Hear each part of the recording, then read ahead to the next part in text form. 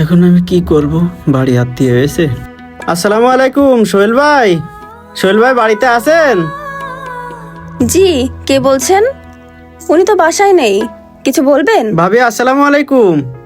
আসলে আমি একজনের মাধ্যমে শুনলাম ওনার নাকি একজন কাজের লোক লাগবে, তাই একটু আসলাম। ওয়ালাইকুম আসসালাম। আসলে লোক তো উনি পাইনি, তা উনি শহরে গেছে একটা কাজে। ভাবি আপনি একটু বলেন কাজটা কি, কোথায় করতে হবে, বাড়িতে না মাঠে? তাহলে আমি কাজটা করতাম। কাজ তো বাড়িই করা লাগবে। ওই যে ওইখানে কিছু বিচলি আছে, ওইগুলো ভিজে গেছে, ওইগুলো সরানো লাগবে, আর কিছু কাঠ কাটা লাগবে।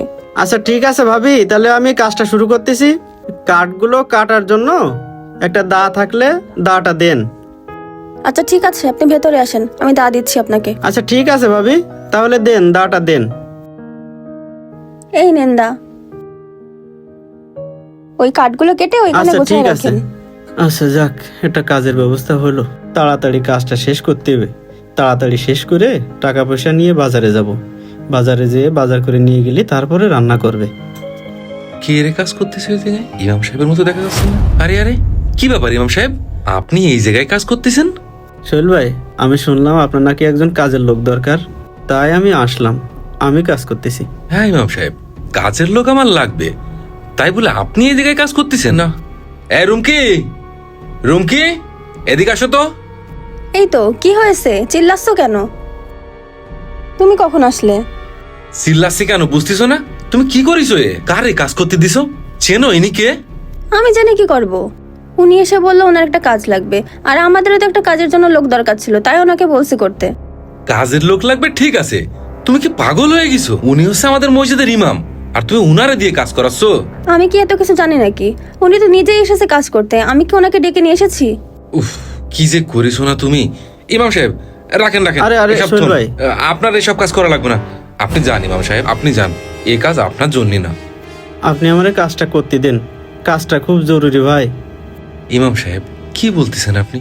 আপনি কি আমার মান সম্মান নষ্ট করবেন? কেউ যদি শোনে যে আমি ইমাম সাহেবরে দিয়ে আমার বাড়ি কাজ করাচ্ছি, তাহলে লোকে আমার কি বলবে? আমার মান সম্মান, আমার ইজ্জত কি থাকবে বলেন? ভাই আমি তো দায়ে পড়ে কাজটা করতে আইছি, আর কাজ করলে মান সম্মান যাবে কেন? আমার তো কাজটা প্রয়োজন, তাই আমি কাজটা করতে আইছি। ইমাম সাহেব, আপনি তো আমাদের মসজিদের ইমাম, সেখান থেকে তো আপনার একটা বেতন দেয়, তারপরও আপনি এসব কাজ কেন করতে আসছেন? এইসব কাজ আপনারা করতে দেখলি মানুষ কি বলবে আপনারে? সোহেল ভাই, তাহলে শোনেন আমি কাজটা কেন করতে আইছি। ও রাব্বি, তোমার আব্বু কই? তোমার আব্বু দোকানে আসেনি? আসসালামু আলাইকুম ইমাম সাহেব, কিছু বলবেন? আব্বু তো একটু বাইরে গেছে। ওয়ালাইকুম আসসালাম। আমার কিছু বাজার লাগতো তো, তুমি দিতে পারবা? দিতে ঠিকই পারবানে, কিন্তু আপনাকে বাজার দেওয়া নিষেধ। কি বলতিছো? আমি তো তোমার আব্বুর কাছ থেকে সারা মাসের বাজার নিই, তা আমার বাজার দেওয়া নিষেধ মানে? আপনার পুরো 3 মাসের বাকি টাকা এখনো পাওয়া যাবে। আপনি তো পুরো টাকা শোধ করেননি। আমাদের দোকানের অবস্থা তেমন একটা ভালো না। আব্বু বলেছে পুরো টাকা শোধ করে তারপরে বাজার নিয়ে যেতে। রাব্বি, তোমার আব্বু তো নেই, আর আমার বাড়িতেও আত্মীয় হয়েছে, তা আজকে আপাতত আজকের বাজারটা দাও, তারপরে তোমার আব্বু আসলি তোমার আব্বুর সাথে আমি হিসাব কিতাব করে আব্বু নিব। আমাকে কড়া ভাষায় বলে গেছে, আপনাকে বাজার দিলে আব্বু আমার সাথে পরে বকাঝকা করবে। ইমাম সাহেব, আমি আপনাকে বাজার দিতে পারবো না। আচ্ছা ঠিক আছে, তাহলে থাকো। আচ্ছা ঠিক আছে ইমাম সাহেব। কি যে করি, আল্লাহ কোন পরীক্ষায় ফেলাইলে তুমি? বাড়ি আত্মীয় স্বজন এসে বসে আছে। ভাই ঠিক আছে, তাহলে আপনি এই কাজগুলো সুন্দর করে করে দিয়েন। ইমাম সাহেব, আপনি একটু আমার সাথে আসেন।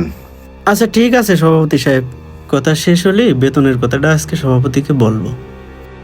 ইমাম সাহেব, এই দেখেন, এখানে টাইস, ওখানে টাইস, এই জায়গায় টাইস পড়ে রয়েছে, আপনি এখানে কি করেন? এগুলো খেয়াল রাখবেন না আপনি?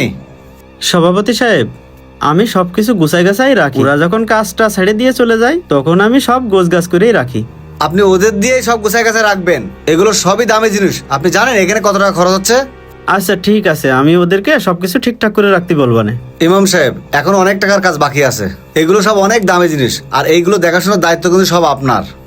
আচ্ছা ঠিক আছে সভাপতি সাহেব, ওগুলো আমারই দায়িত্ব, ওগুলো আমি গোছগাছ করে রাখবো, তাতে কোনো সমস্যা নেই। কিন্তু আপনার সাথে একটা কথা রয়েছে।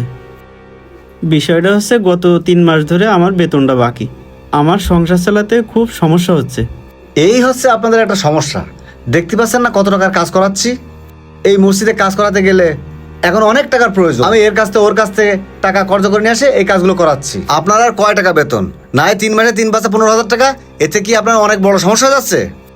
আসলে সভাপতি সাহেব, আমার তো আর অন্য কোনো ইনকাম নেই, আমার সংসারই চলে এই ইনকামের উপর দিয়ে। আর আমার আত্মীয় স্বজন আসতেছে বাড়িতে, এই জন্য টাকাটা আমার খুব প্রয়োজন। না, আপনার নিয়ে আর পারা গেল না। শোনেন ইমাম সাহেব, আমি এখন একটু ব্যস্ত আছি, মসজিদের অনেক কিছু মালামাল কিনতে হবে, আমি পরে দেখবানে। শোনেন ইমাম সাহেব, তাহলে আমি বেরোলাম, আপনি এসব কিন্তু ভালো করে খেয়াল করে রাখবেন। আচ্ছা ঠিক আছে সভাপতি সাহেব, আমার বিষয়টা আচ্ছা, একটু মাথায় দেখবানে। রাখেন, আমার খুব সমস্যায় দিন যাচ্ছে। সবই তো শুনলেন, এখন আপনিই বলেন আমি এখন কি করব? আমার বাড়িতে আত্মীয় স্বজন এসে বসে আছে, আপনার এই কাজটা করতেছি, এখান থেকে আপনি যে টাকাটা দিবেন সেই টাকাটা নিয়ে আমি বাজার করব, বাজার করে তারপরে আত্মীয়দের খাতি দেব। কি বলতেছেন ইমাম সাহেব, এই অবস্থা? আচ্ছা শোনেন ইমাম সাহেব, আপনার এখন যে টাকাটা লাগবে এটা আমি আপনারা দিয়ে দিচ্ছি, আর মসজিদের বেতন ওটার ব্যবস্থা আমি করতেছি, দেখতেছি কি করা যায়, আর যার সাথে যা কথা বলা লাগে ওটা আমিই করব। সোহেল ভাই, তাহলে আপনি একটু বিষয়টা দেখেন না, দেখেন সভাপতির সাথে কথা বলে একটু টাকাটা উঠানোর ব্যবস্থা করেন ভাই, আমি অনেক কষ্টের ভিতরে আছি ভাই। আচ্ছা ঠিক আছে ইমাম সাহেব, আপনি এখন তাহলে যান, আপনার চিন্তা করা লাগবে না।